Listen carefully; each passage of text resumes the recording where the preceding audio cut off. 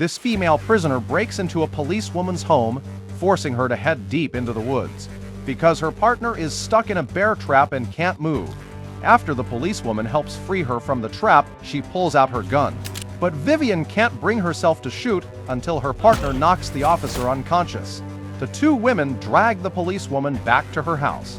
Minutes later, the officer wakes up from the faint, realizing these are the two fugitives who escaped the prisoner transport plane crash.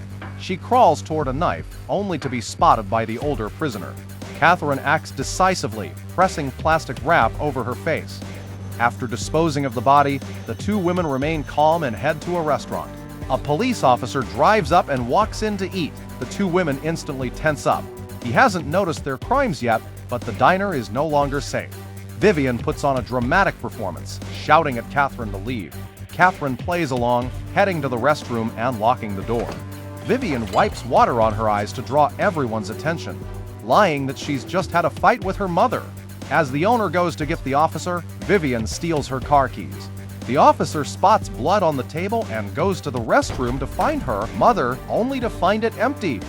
The two women drive off. Before long, someone calls the police to report finding the female trooper's body on the mountain. Frank and Sydney head to the scene together. After checking the surveillance footage, they uncover the two female prisoners' identities. Catherine was jailed for murdering her 3 ex-husbands. Vivian is a non-violent fraudster. While searching the slain policewoman's home, Agent Sydney uncovers a new clue. A sweater discarded by the prisoners is identical to the one Havelock wore when he abducted Frank's wife. Clearly, the two women have crossed paths with Havelock. In the previous episode, Sheriff Frank boarded the sightseeing vehicle to arrest Havelock. During the fight, the vehicle hurtled toward the cliff. Luckily, it was caught by the helicopter's tow cable and didn't plummet straight down. Desperate to escape, Havelock kicked through the glass and jumped off the cliff. Police and armed civilians join forces in the search, but by sunset, they still find no trace of Havelock. Frank has no choice but to order the officers to withdraw, though the hired civilians continue their search. Havelock knocks a civilian unconscious and takes his weapon and car keys. He then changes into the man's clothes, posing as one of the civilian searchers. No one notices anything amiss.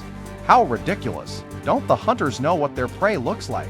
Havelock secretly takes the car keys of 2 other civilians, then sits down by their campfire to greet them. A hungry dog begs the men for food, only to be kicked away. This fills Havelock with anger. After dinner, the 2 civilians realize their car keys are gone. Havelock volunteers to drive them home, then he sets out to get revenge for the dog. The golden retriever just watches, refusing to help its owners at all. Serves them right for not feeding it. Meanwhile, acting on a tip, Frank learns the 2 female prisoners used a payphone here, but the phone line wasn't connected. Frank checks the phone book and finds page 78 has been torn out and taken by the women.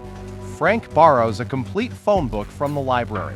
On page 78, he discovers the number of an aviation adventure company. They suspect the female prisoners are looking for a pilot. At the aviation adventure company, the owner tells the officers his computer was accessed without permission. The computer contains the addresses and phone numbers of over 200 pilots. It will take some time to figure out which pilot the female prisoners are targeting. But the women aren't about to wait around. An unlucky pilot is tied to the seat. Catherine orders him to fly them to Canada. The pilot refuses and mocks her, sending Catherine into a fit of coughing. Infuriated by his disrespect, Catherine picks up a hammer and slams it down on his hand. The pilot immediately gives in, admitting he has no money to refuel the plane. If they want to leave, Catherine will have to pay for the fuel. Catherine tells the pilot to give her his bank account details. She then takes off her glasses, pulls a chip from the frame, and inserts it into the computer. The chip holds $4 million, stolen from her ex-husbands. As she stares outside to make sure Vivian doesn't see she has money, she transfers the fuel funds to the pilot's account. After feeding the dog, Havelock logs into Sydney's agent account and contacts a hacker. He was once a CIA informant, and it was he who helped Havelock steal the CIA's classified files. He has already sent a courier to deliver the files to Havelock. At the CIA, a director informs Sydney of the situation. He orders Sydney to intercept the courier as soon as possible. Under no circumstances should the classified files fall into Havelock's hands. To stop the courier, Frank calls his team with an order: screen every male passenger who has arrived in Alaska by plane.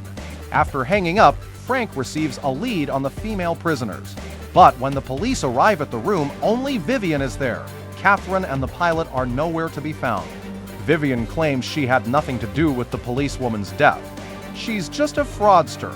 Sydney asks Vivian about her connection to Havelock. Putting on an innocent look, Vivian says she doesn't know Havelock, she found that sweater by a stream. Frank then presses her for Catherine's whereabouts.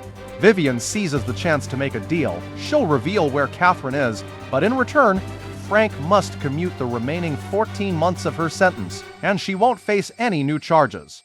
I can't do that for you. No, but she can. She works for the State Department. External headaches keep piling up for Frank, and to make matters worse, his wife has been lying to him behind his back. Days pass, and the trooper Stills hasn't brought her son back. So Sarah decides to go to the mountain cabin to find him herself. Frank worries about his wife's safety and tells her not to go. Sarah replies that a colleague is driving her there, telling him to focus on his work, but this only makes Frank more anxious. That colleague is Sarah's high school boyfriend. Little does Frank know, Sarah is hiding another crucial piece of information from him. Meanwhile, Vivian signs an agreement ensuring her remaining sentence and all charges are dropped. Having gotten what she wanted, Vivian tells Sydney where Catherine is, claiming Catherine is seriously ill and desperate, and that she'll kill the pilot as soon as they reach their destination. Frank immediately leads his team to the plane's takeoff site to intercept them. Spotting the police cars, the pilot quickly gets off the plane and says Catherine fled into the woods. Catherine can barely walk now. Weakened by illness and blood loss, she collapses to the ground. Watching Catherine on the verge of death, the troopers suggest leaving her to die. Even Catherine herself doesn't want to go back. Let me die out here. But Frank insists on taking her to the hospital. Catherine sneaks a scissors stab at Frank. Luckily, Sydney pulls the trigger just in time. Distrust between Sydney and Frank fades. They now get on famously. The two talk about Havelock. Sydney says Havelock once proposed to her. She'd thought he truly loved her, but later realized the marriage was just a trick to use her. Frank suddenly has an epiphany, realizing Vivian is also a cunning liar. By checking the call records, Frank discovers Vivian reported herself. Everything she did was just another magic trick. Catherine wasn't her partner. She was Vivian's target. Vivian had noticed Catherine was wealthy a long time ago. She deliberately stirred up the pilot's hatred for Catherine, stole a chip from Catherine's glasses while they were fighting, then sold Catherine out to the police in exchange for immunity. Now, a free woman, Vivian drops her innocent act. She admits she saw Havelock by the river 2 days earlier and that he was the one who gave her that sweater.